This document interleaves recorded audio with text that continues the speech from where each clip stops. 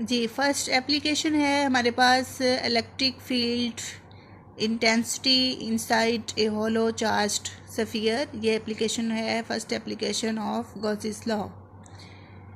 इसमें हमें एक ऐसा सफियर लेना है जो होलो है अंदर से और उसके ऊपर जो है वो पॉजिटिव चार्जेस स्प्रेड हुए हुए हैं और इसके अंदर हमें इलेक्ट्रिक फील्ड इंटेंसिटी को मालूम करना है।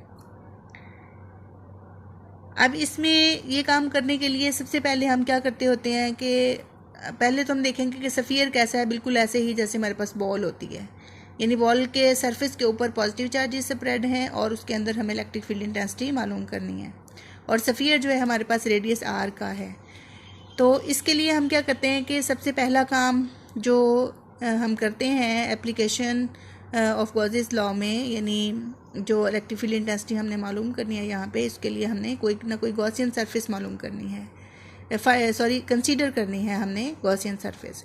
तो इसमें हमने चूँकि अंदर इसके इलेक्ट्रिक फील्ड इंटेंसिटी मालूम करनी है तो इस वजह से हम यहाँ पे इस हॉलो चार्ज सफियर के अंदर हम कोई सर्कुलर फॉर्म में यानी स्फेरिकल फॉर्म में यहाँ पर हम एक गॉसियन सरफेस ड्रा करेंगे जिसका रेडियस जो है वो आर प्राइम है।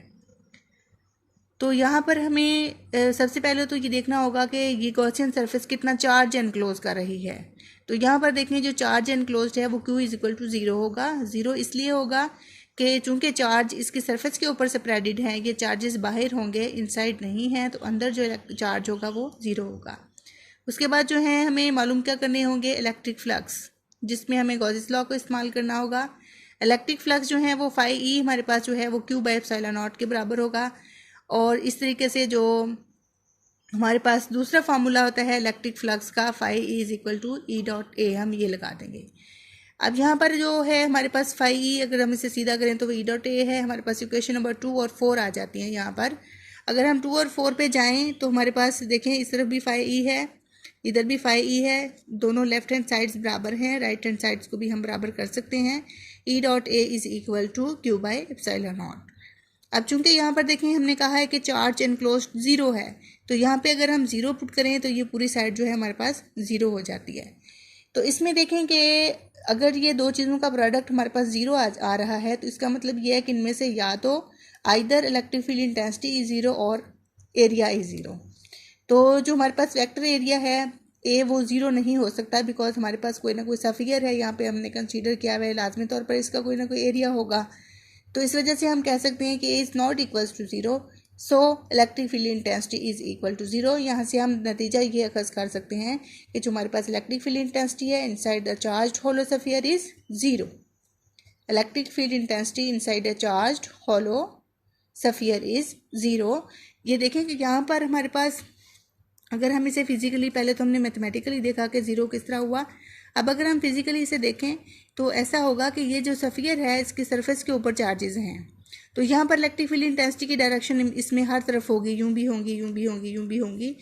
तो अंदर की तरफ इलेक्ट्रिक फील्ड लाइंस नहीं होंगी। अगर ये अंदर की तरफ इलेक्ट्रिक फील्ड लाइंस हों तो फिर इट मीन्स के इलेक्ट्रिक फील्ड की मोर देन वन डायरेक्शंस बनती हैं।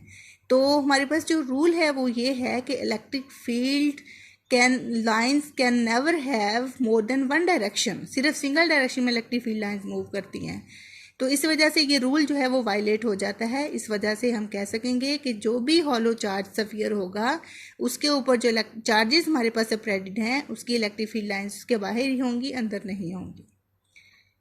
तो अब इसके लिए हम इसकी को कहाँ अप्लाई कर सकते हैं, हम क्यों स्टडी कर रहे हैं, ये हम इसलिए कर रहे हैं कि हमारे पास अगर कोई डिवाइस ऐसा है कि जिसको हम शील्ड करना चाह रहे हैं, हम चाह रहे हैं कि उसके ऊपर इलेक्ट्रिक फील्ड जो है वो इफेक्ट ना करे, तो उसको हम इस किस्म के हॉलो सफियर के अंदर रख सकते हैं कि इलेक्ट्रिक फील्ड बाहर तो रहे लेकिन अंदर उसको उस ख़ास कंपोनेंट को इफेक्ट ना करे। तो ये इसको हमारे स्टडी करने का असल मकसद था। उसके बाद हमारे पास आ जाती है second application of Gauss's law.